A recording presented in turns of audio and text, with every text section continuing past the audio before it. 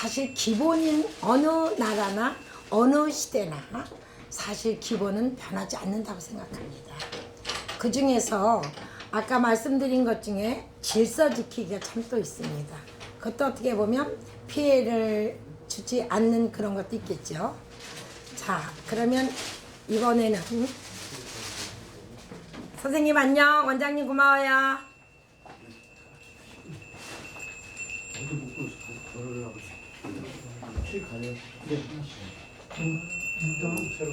이거를 저기 많이 소리가 나니까 좀 아, 그래요? 좀 질서 좀 네.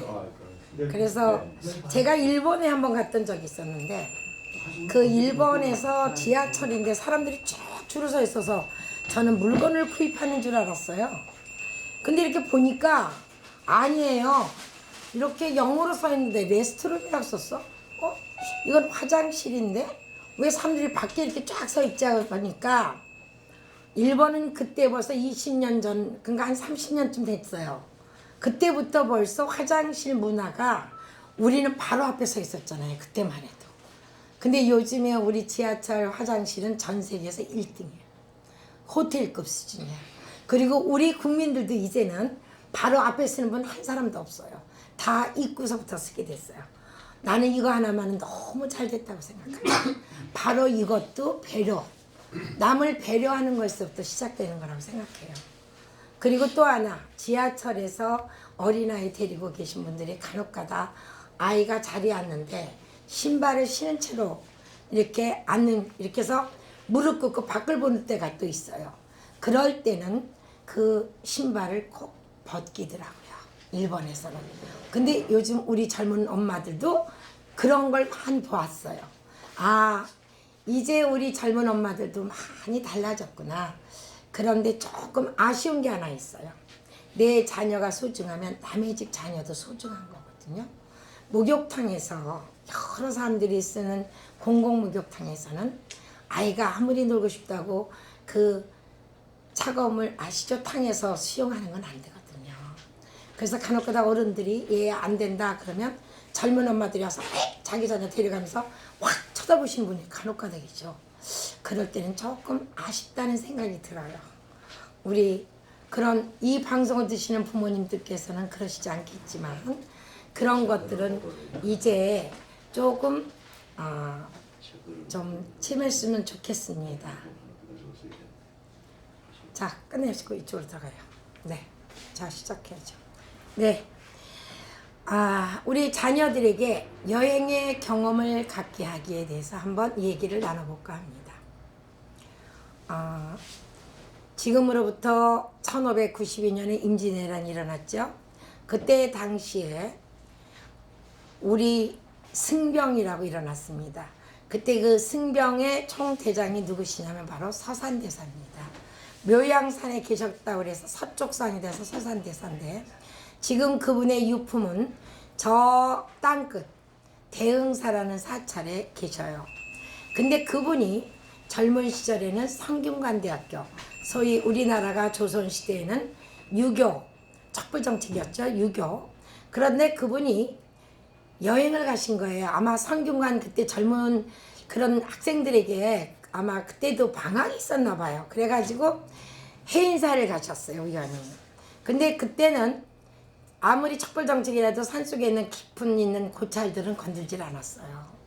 그런데 서산대사께서 거기에 덕이 높고 학문이 높으신 고승이 계셨나 봐요. 그러니까 이제 젊은 사람들이 뭐 종교상으로 불교는 아니더라도 가르침을 받게 됐어요. 그때 서산대사가 그분의 가르침을 듣고 어떻게 됐나요? 바로 불문에 출가하셨어요. 만약에 그때 서산대사께서 여행을 안 가셨다면 그 임진왜란 때 승병을 그분이 10년 전에 임진왜란이 올 것을 아시고 승병을 키우셨어요. 어떤 분들은 그러더라고요. 어떻게 목탑을 잡던 스님들이 갑자기 임진왜란 일어났다고 금방 칼을 들고 창을 들고 싸움을 했을까? 사실은요. 10년 전에 서산대사께서는 아셨어요.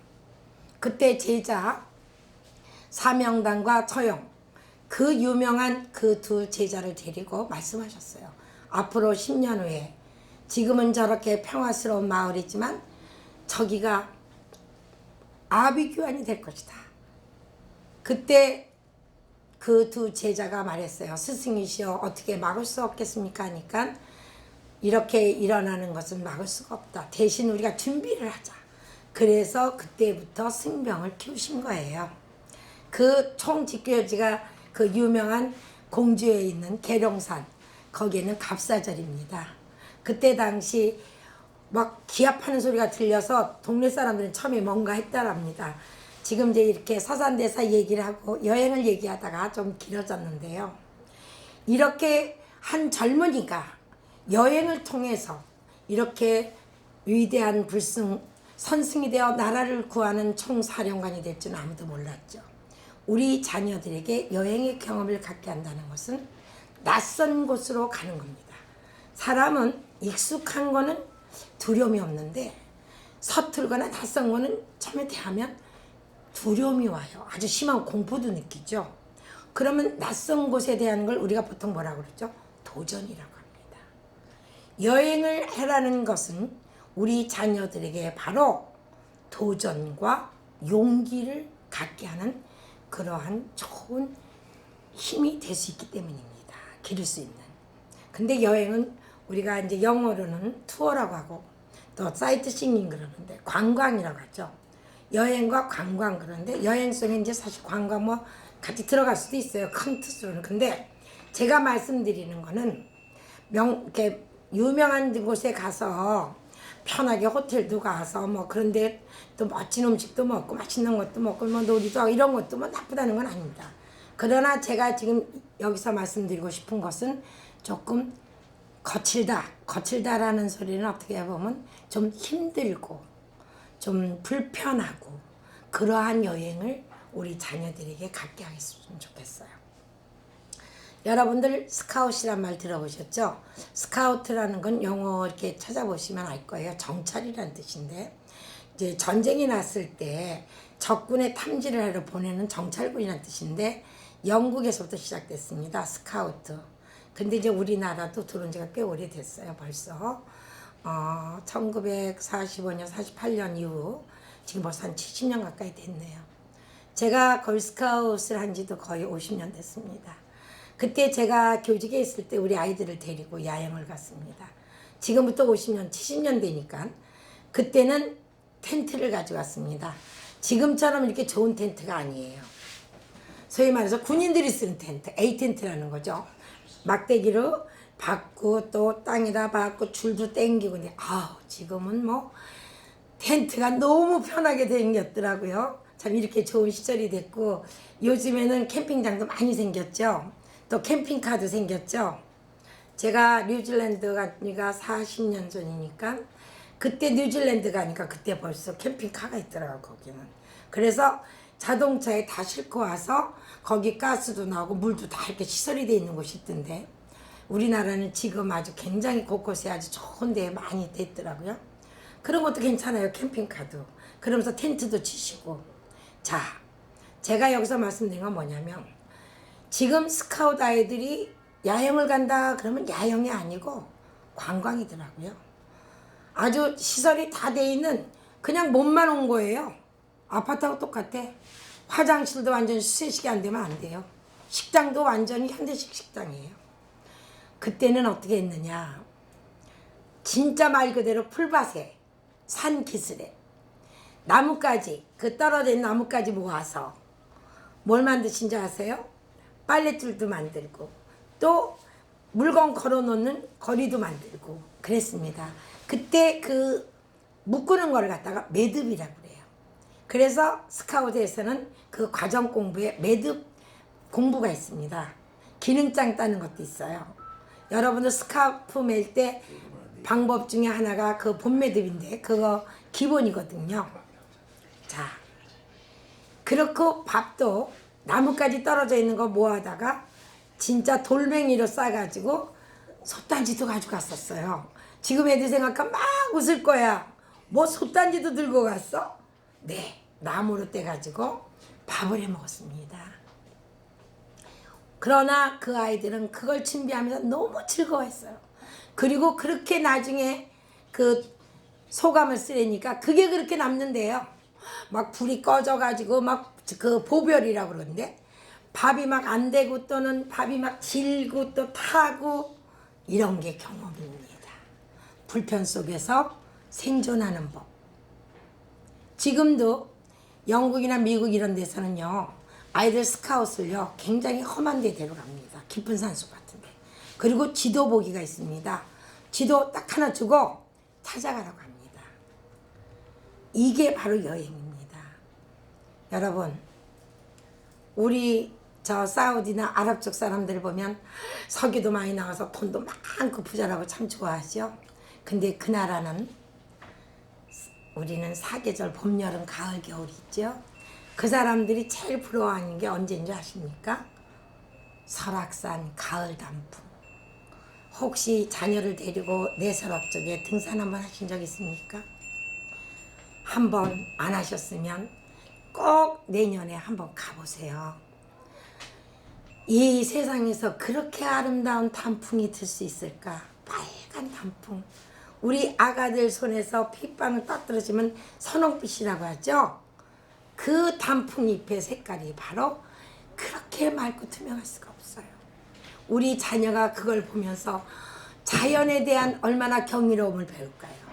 그리고 어떻게 이렇게 계절에 따라서 단풍이 이렇게 예쁘게 물들 수 있을까? 그리고 우리나라 산천이 어쩜 이렇게 아름다운 나라일까? 왜 예로부터 금수강산이라고 할까? 나는 이 땅에 태어난 것이 너무너무 자랑스럽다. 요새 젊은이들 중에 헬조선이란 말이 있더라고요. 자, 헬조선? 헬이 뭡니까? 조. 아니, 이렇게 좋은 대한민국. 지금 전 세계 젊은이들한테 물어보세요. 너희들 어느 나라에 가서 살고 싶니? 그러면 전부 대한민국 서울이라고 합니다. 서울. 이렇게 좋은 나라를 지금 자라나는 우리 애들이 왜 제대로 알지 못합니까?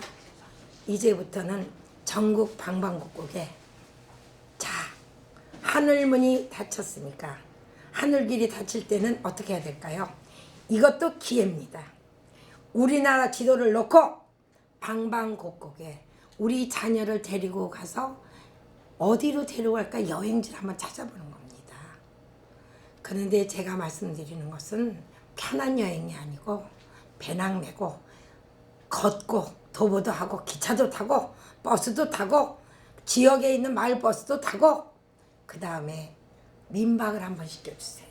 그리고 밥도 유명한 집에 가서 먹지 말고 정말 허락한다면 그 민박집 할머니, 아주머니가 차려주는 밥상, 소박한 된장찌개 하나라도 그런 걸 먹을 수 있는 경험을 심어준다면 우리 아이는 참 사람 사는 게 참 여러 가지인데 그 속에 훈훈한 정 그런 것도 느껴보는 것이 얼마나 여행의 참 가치일까요?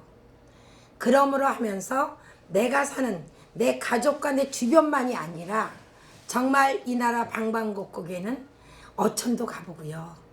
산촌도 가보고요. 그래서 물고기 잡는 것도 좀 보여주고요.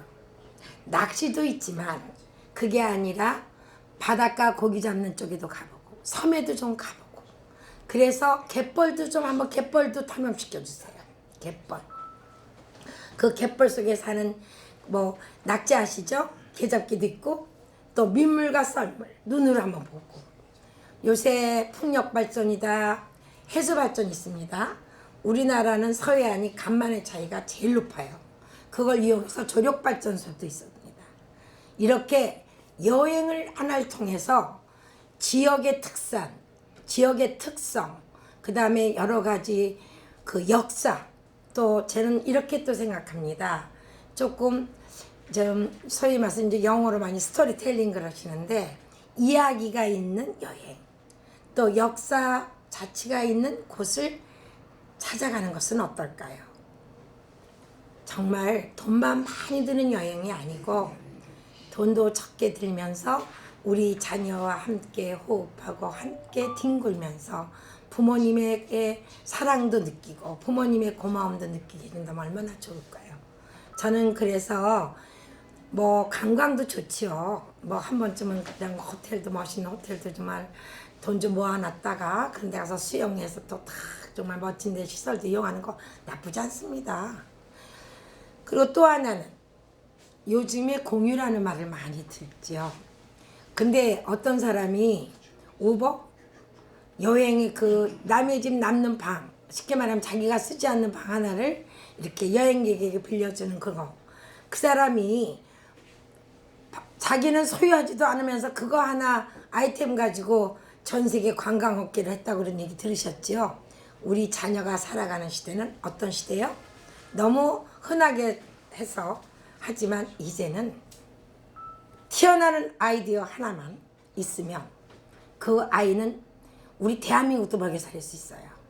우리 부모님들 여행을 하는 걸 통해서 우리 아이가 정말 뛰어난 기발한 아이디어를 찾아낼 수도 있습니다. 바로 경험을 갖게 하는 것이 이 책상에 앉아서 공부하고, 그리고 이제는요 부모님들 정말 줄 서는 성적, 줄 세우는 성적 벗어나십시오. 이제는 수능이 몇 점이고 우리 아이가 뭐 1등급 2등급 그런 데 신경 쓰지 마시고 체험을 해주세요. 체험. 경험을 많이 쌓아주세요. 경험이 많은 아이가 결국 나중에는 이깁니다. 이제는 인생이 어떤 시대입니까? 60은 이제는 청년이에요. 요번에 미국 보셨죠? 바이든이 몇 살입니까? 우리나라 나이로 80이에요. 79세예요. 자, 이제는 우리나라도 고령화 시대, 전 세계가 고령화 시대예요. 이제는 70, 미국에서는 50으로 생각한다고 합니다. 우리가 아이들이 살 세상은 9988, 234도 아니에요. 120세대가 돼요. 그 오랜 세월을 살기 위해서는 어떻게 해야 되겠습니까? 여행에 대한 경험을 어릴 때부터 갖게 해야 돼요. 그러면 그 아이가 나중에 어른이 돼서 이제 하늘문이 열리면 전 세계 오지도 찾아다니면서 그런 탐험도 할 수 있고. 자, 여행을 하면서 또 어떤 것이 있겠을까요? 자, 길가에 있는 풀 한 포기, 이름 모를 꽃들도 관찰하고. 정말 허준에서 그 동의보감 보셨죠? 우리나라 산천에 나는 모든 식물, 풀은 야간인 게 없대요. 그런 귀한 이런 좋은 국토를 갖고 산 우리 자신이 얼마나 복받은 국민입니까? 우리 자녀들에게 식물도감도 가져가시고, 또 요새 스마트폰에서 금방도 알아낼 수도 있어요. 그렇게 공부도 같이 하는 거죠.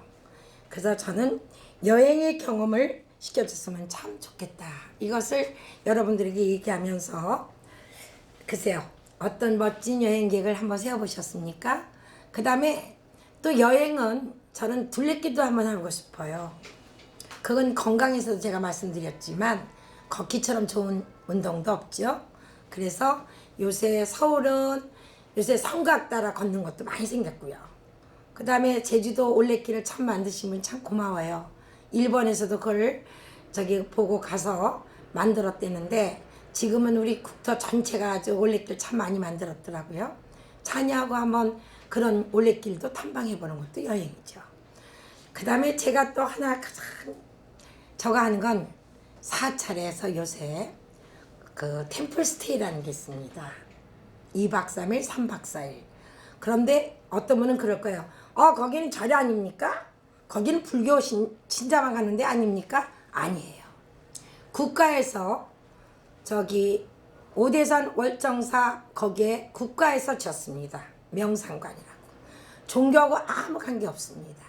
또 템플스테이를 할 때 자격을 절대로 대한민국 국민 외국인들에게도 열려 있는데요. 그런데도 한번 우리 자녀와 함께 부모님들이 같이 참여하는 것도 좋은 것 중에 하나입니다. 그 사찰이라는 그 종교성을 떠나서 정말 잠시 동안 아이와 함께 참선, 명상 이런 것도 해서 그 아이의 정신적인 양식을 주는 것도 굉장히 좋은 여행이라고 생각합니다. 그래서 사실 따져보면 참 많죠. 여행이라고 말 붙여놓으면 아마 박물관 여행도 있고 미술관 여행도 있고 무궁무진합니다. 자, 우리 자녀가 여행을 통해서 무엇을 갖게 할까요? 용기와 도전입니다. 그리고 끈기입니다. 그 다음에 관심입니다. 내가 살아가고 있는 이 세상에 대한 관심. 관심은 사랑을 낳습니다. 네, 사랑해야 됩니다. 내 국토, 나와 함께 살고 있는 이웃들, 우리 자녀에게 여행의 경험을 심어주는 부모님이 되시기를 바랍니다. 참 힘들고 힘든지만 이것을 힘들다고 잠깐 생각하지 마시고 이거를 돌이켜서 이번 기회에 오히려 이것을 어떻게 우리 자녀에게 더 좋은 경험과 기회로 만들 것인가 그렇게 바꿔주시면 어떨까요? 고맙습니다. 김경자TV 대한민국 대표 교육방송 구독, 좋아요 또 댓글도 부탁드리겠습니다. 교육이 살아야 나라가 산다. 고맙습니다. 감사합니다.